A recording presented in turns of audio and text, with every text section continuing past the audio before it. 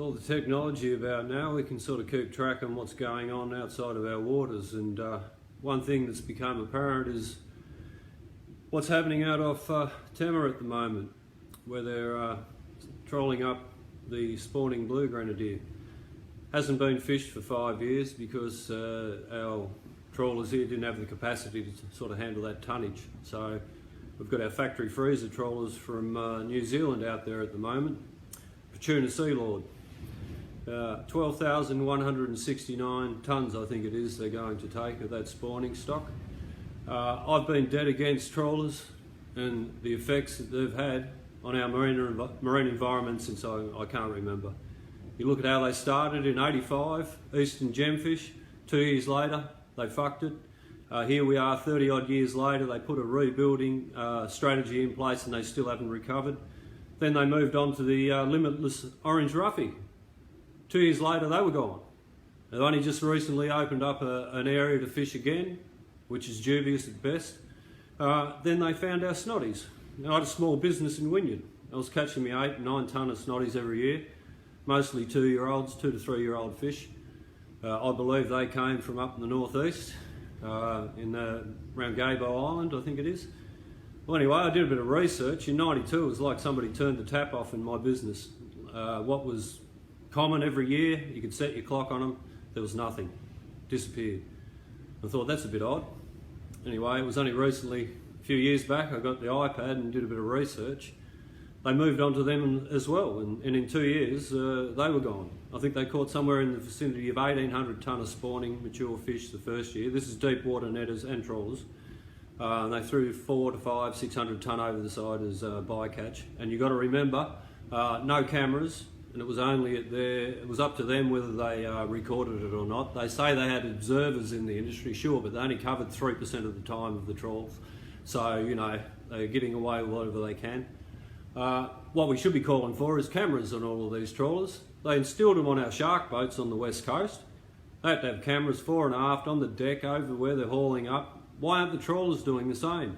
If you look up the Commonwealth Protected Species Interaction Reports, have a look at the albatross, seals and other wildlife protected species being killed every quarter so we can catch a spawning stock of fish, which, should we be doing that?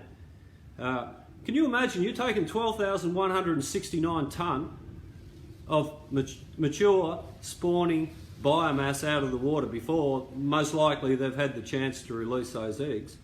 You imagine the amount of food that would come from those recruits from that 12,169 tonne. Now I'll tell you what happened in the 80s. We used to get a run of these things. We called them whiptail. They were about yay long. There was that many of them in the water. They'd swim through our 4 1/4 inch mesh and they'd catch on the teeth, and I used to fill 2 or 3 bins up. That was every year. They were common as dog muck. And guess when they started trawling them? 92. And they haven't been here since.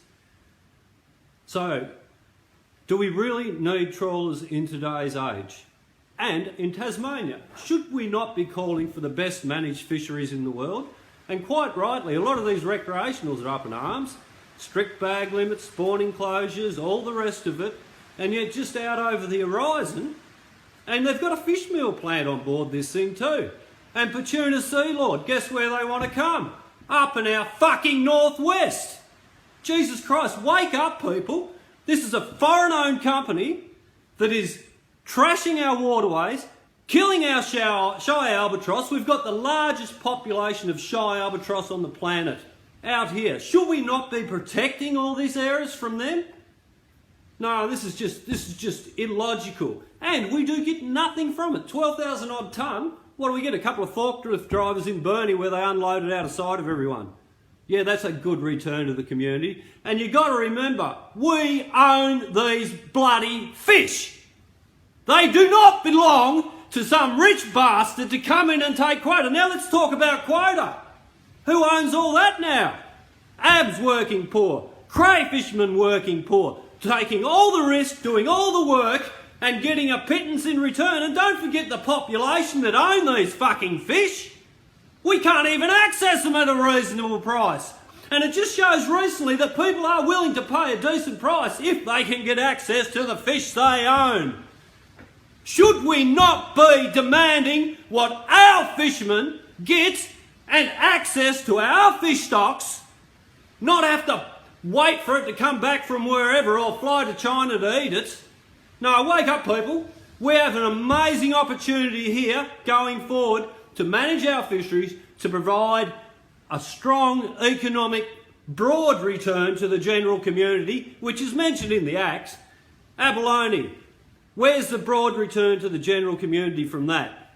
And it's ridiculous that the commercial sector can take a size above which the recreationals can. Now, where does that leave the recreationals? You know, it just makes me so mad. I wake up this morning with a bit of shit on the liver. We have to unify. I am sick of standing up, trying to get something done, to be shouted down by some peanut that isn't even from here. Come in and, he's a fucking granny. Fucking granny. Fair dinkum, mate. It just makes me so wild. Now is the time for the recreationals, for the commercial fishermen with a long-term interest and a view in this industry so our kids can enjoy what we grew up with. And I tell you right now, if we don't act in the next few years,